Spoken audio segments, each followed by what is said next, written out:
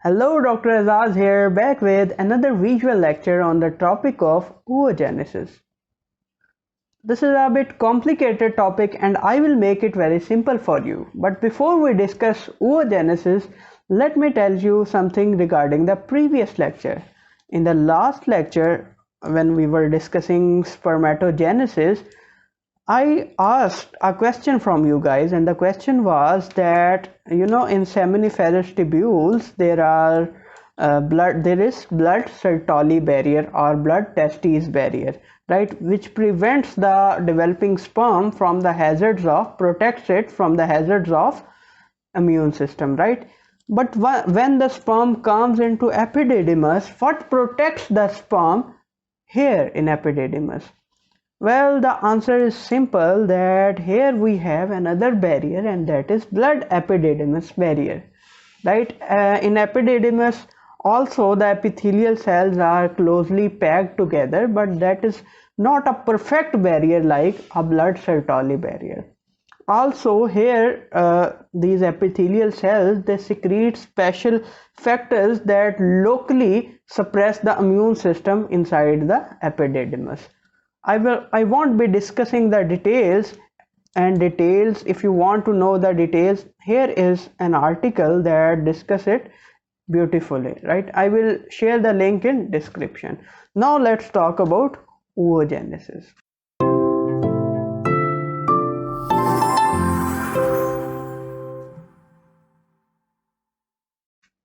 Right, we are all formed from zygote, a single cell zygote, single diploid cell zygote, and zygote is formed by process of fertilization, by the process of fusion of sperm and ovum, right? Sperm also contains 23 chromosomes, and ovum also contains 23 chromosomes, and they combine, they fuse to form zygote that has 46 chromosomes.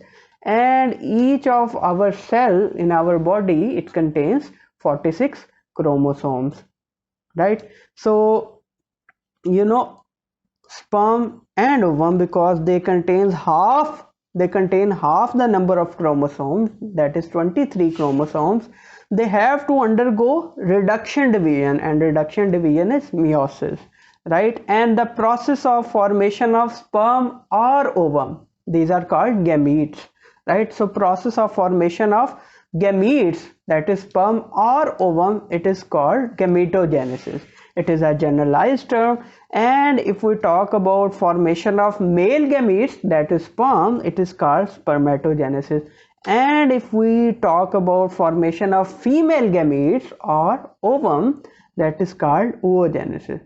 So now we are discussing oogenesis. So what is oogenesis? Oogenesis means formation of female gametes or formation of ovum, right? As we have previously discussed, that the process of spermatogenesis, it starts with the start of puberty, right? But females are different. Even before a female is born, she is worried about creating her future baby, about preparing for the future baby. Of course, she cannot create the baby at this stage. I mean, she is worried about preparing for the future babies. So the process of oogenesis, it starts before a female is born, right? It starts before a female is born. In today's lecture, we will discuss what happens in the ovary of a female, the developing ovary of a female before she is born, right? So here is a schematic diagram of ovary of an unborn female baby. And as we have discussed with regards to the spermatogenesis, that primordial germ cells, these are quite undifferentiated cells.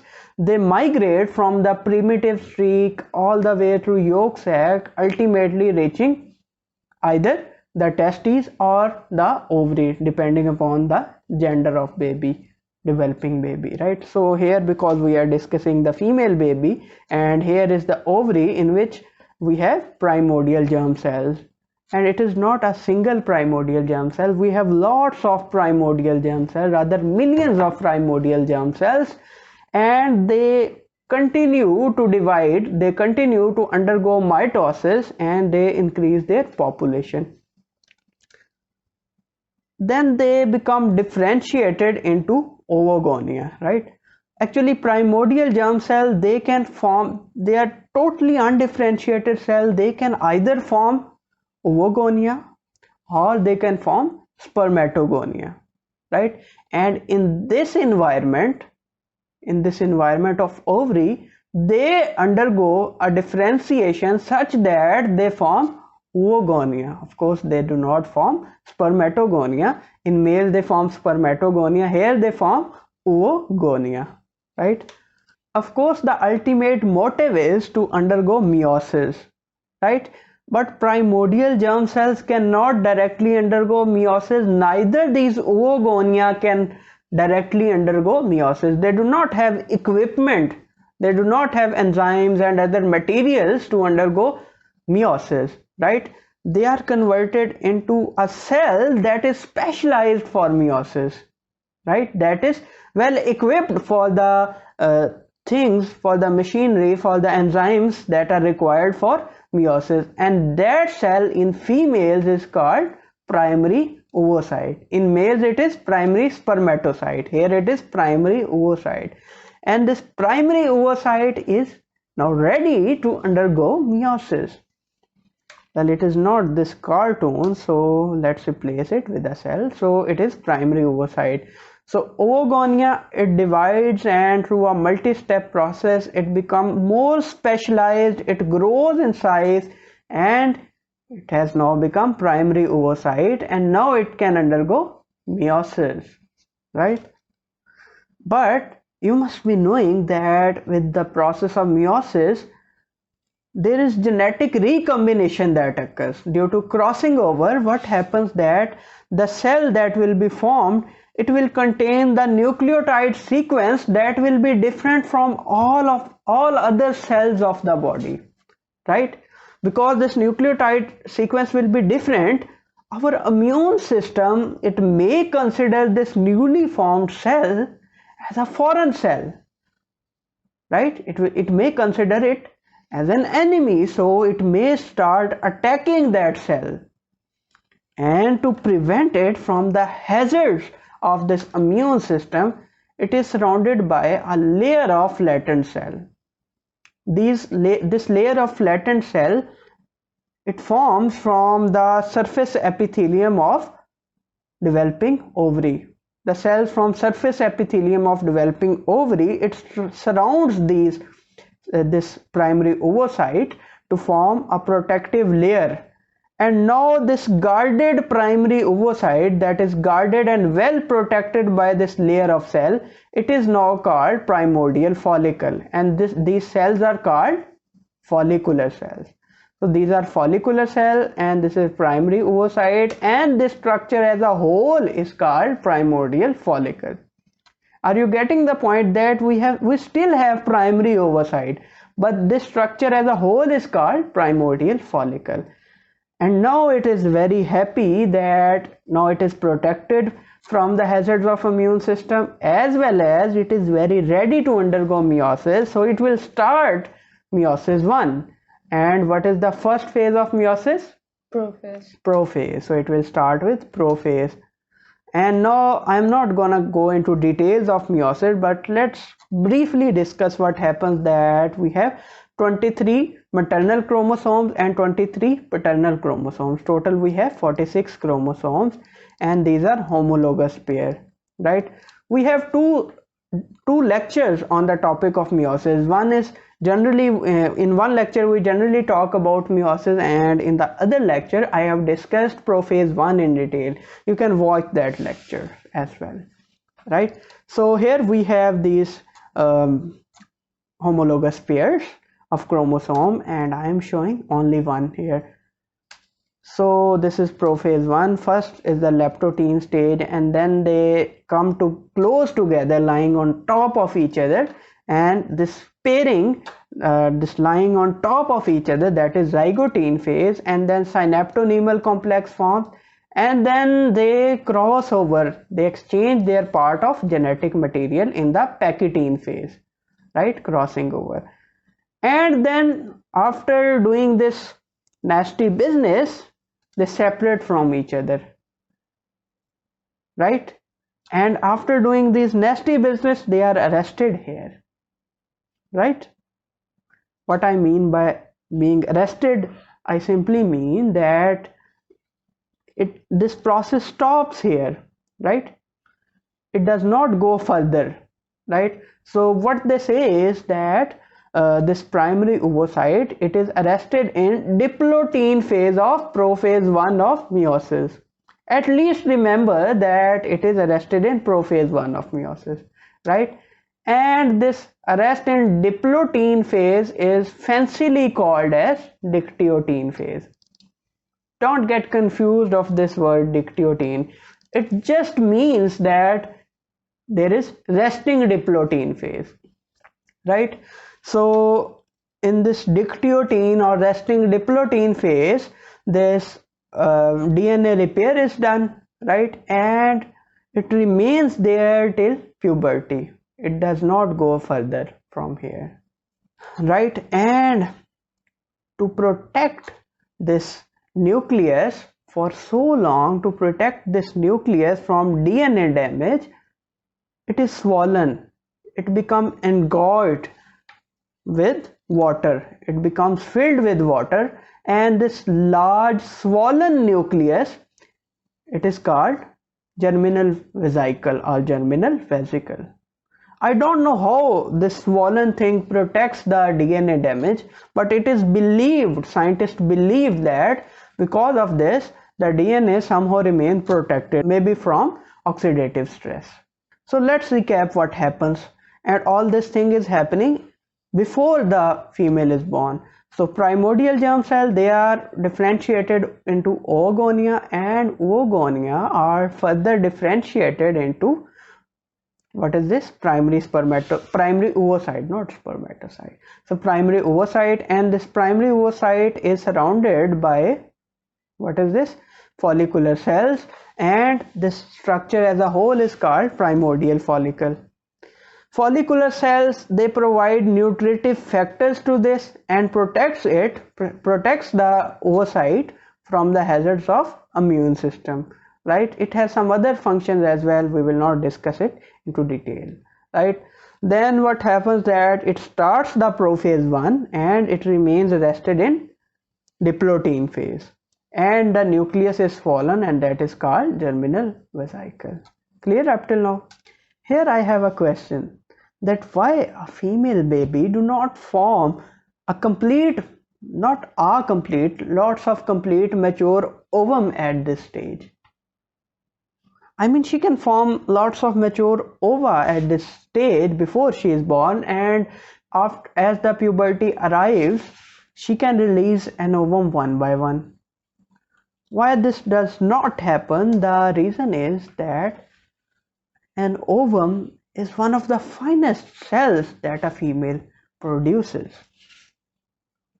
It is the largest cell of the body, and it contains lots of cytoplasm and lots of organelles. Why so? Because you can see that a sperm, it contains very little cytoplasm. So almost all of the cytoplasm and all the organelles, these are contributed to the embryo by ovum, by the female, right? The sperm, it only provides nucleus, but female ovum, it not only provides nucleus to the baby but also cytoplasm and other organelles, especially mitochondria, right? So it, first of all, it needs to accumulate lots of cytoplasm and organelles, so that is why its size is much larger. And that is not the only reason because that its size is larger. I will discuss in next lecture that why ovum is much bigger as compared to sperm, right? So number one reason, because ovum is very large in size, I don't think a developing ovary of a baby can accumulate a lots of mature ova. I don't think there could be enough space to accommodate that, number one. Secondly, the formation of mature ovum, it is a difficult business. It needs a complex interplay of different hormonal and local factors which can only be provided by a mature person, and that can only be provided as the puberty arises, right? So this was the developmental phases of oogenesis before birth, right? Now I have a question that how this primary oocyte, how it remains arrested in meiosis, why it does not resume the meiosis. Well, here we have these follicular cells and they release certain factors, certain substances that prevent these oocytes from resuming the meiosis, and this is called oocyte maturation inhibitor. So follicular cell produce oocyte maturation inhibitor that keep these oocytes arrested in meiosis 1. These are like policemen that keep them arrested in meiosis, right? Now all this business of preparing for the future baby beforehand, it reminds me of our subcontinent mothers, that when a guest has to come, they prepare the food beforehand and make it half done. They do not completely cook the food, they make it half done and then they preserve the food, right? Sometimes they preserve it by adding a preservative or by submerging. If they want to preserve it longer, they submerge it into a lots of salt water, and that is what happens with the nucleus, that is germinal vesicle is formed, right? What happens that it is swollen, it enlarge, it is engulfed, it becomes larger in size to protect it from spoiling, protect it from being damaged, right? And of course when the guest arrives, these mothers, they can resume the cooking process, and then they can finally prepare the food in a very short duration. A lots of these primordial follicle, they die before the puberty arrives, and those that are left behind, they form the mature ovum, but they do not start forming the mature ovum all at once. They form it in cycles, and we will discuss that process in next lecture. Thank you so much for watching this video. Please subscribe to my channel, please give the thumbs up, and please support me on Patreon. Also, please give your precious comments regarding this video. Yes, you have a question. Yes, it means that once I was a part of my maternal grandmother. Yes, that is a good point. You can say that once you were a part of your maternal grandmother. How come? Let's suppose that this is the ovary of your mother when she was not born, right? This is ovary of your mother when she was not born and when she was in her mother's womb, right? Of course, her mother is your maternal grandmother. And let's suppose this is that lucky oocyte, primary oocyte, that later formed you, right?